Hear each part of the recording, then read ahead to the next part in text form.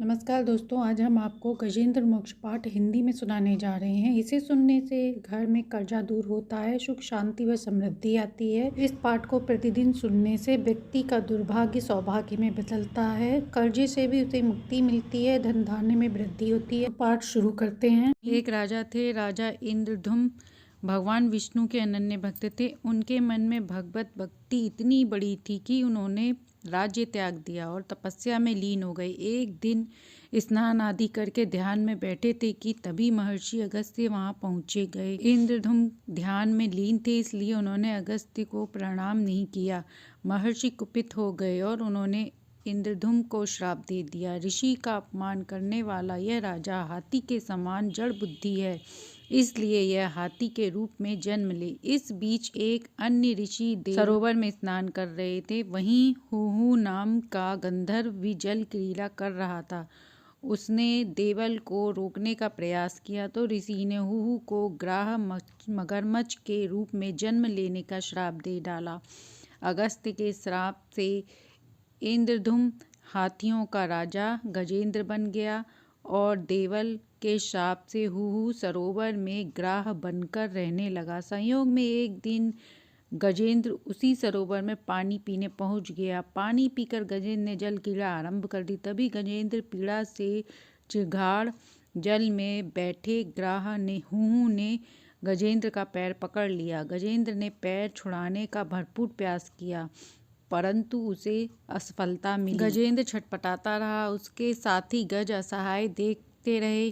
दोनों के बीच संघर्ष चला। गजेंद्र स्वयं को पानी से बाहर खींचता और ग्राह उसे भीतर खींचता। सरोवर का जल मैला हो गया, उसमें खिले कमल दल विलक्षण हो गए।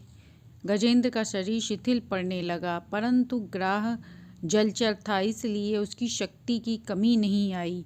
गजेंद्र समझ गया कि अब उसके प्राण संकट में हैं और यदि जल्दी कोई उपाय नहीं किया तो वह जीवित नहीं बचेगा। गजेंद्र का साहस परास्त हो चुका था। उसे जब कोई उपाय नहीं सूझा तो उसने आंखें मूंद ली। वह आंखें मूंद बंद किए चुपचाप खड़ा। तभी उसे पूर्व जन्म में इंद्रधुम के रूप में की गई भक्ति और आराधना के प्रभाव से गजेंद्र के मन में भगवान की स्मृति जाग गई।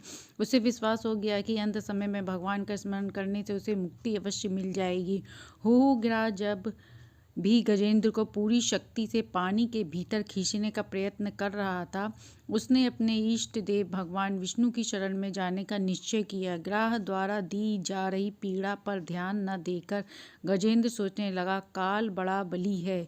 यह सांप के समान बड़े प्रचंड वेग से सबको निगल जाने के लिए दौड़ता रहता है। इससे भयभीत होकर जो कोई भगवान की शरण चला जाता है, उसे प्रभु अवश्य बचा लेते हैं। वही प्रभु के आश्रय है। मैं उन्हीं की शरण ग्रहण करता हूँ। गजेंद्र ने गरुड़ पर आरूढ़ भगवान विष्णु को देखा तो कमल का एक पुष्प सूंड में लेकर ऊपर उठाया और कष्टपूर्वक कहा, नारायण जगद्गुरु भगवान, आपको नमस्कार। गजेंद्र की इस तरह पीड़ा देखकर भगवान विष्णु गरुड़ की पीठ से नीचे उतरे और गजेंद्र के साथ ग्राह को भी सरोवर से बाहर खींच लाए।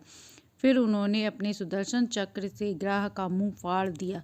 गजेंद्र को मुक्ति दिला दी। देवल के शाप से ग्रस्त हुहु गंधर्व भी ग्राह योनि से मुक्त हो गया। उसने भगवान विष्णु की परिक्रमा की और उनके चरणों में प्रणाम करके अपने लोक को लौट आया। भगवान विष्णु ने गजेंद्र का उद्धार कर उसे अपना पार्षद बना लिया। उसकी स्तुति से प्रसन्न होकर भगवान विष्णु ने कहा, जो लोग ब्रह्म मुहूर्त में उठकर तुम्हारी की हुई स्तुति से मेरा स्तवन करेंगे, मैं उन्हें मृत्यु के समय निर्बल बुद्धि का दान करूंगा। गजेंद्र द्वारा दी गई यह स्तुति गजेंद्र मोक्ष पाठ कहलाती है। भगवद गीता पुराण के 8वें स्कंद में गजेंद्र मोक्ष की कथा का विस्तार से उल्लेख मिलता है। इस स्तोत्र में 28 श्लोक हैं। यह कथा शुक्रदेव जी ने राजा परीक्षित को सुनाई थी। तो इस प्रकार गजेंद्र मोक्ष पाठ की रचना हुई। इस पाठ को प्रतिदिन बुधवार को सुनने से कर्जा दूर होता है, सुख शांति समृद्धि आती है। वीडियो अच्छी लगी हो तो लाइक एंड सब्सक्राइब करें।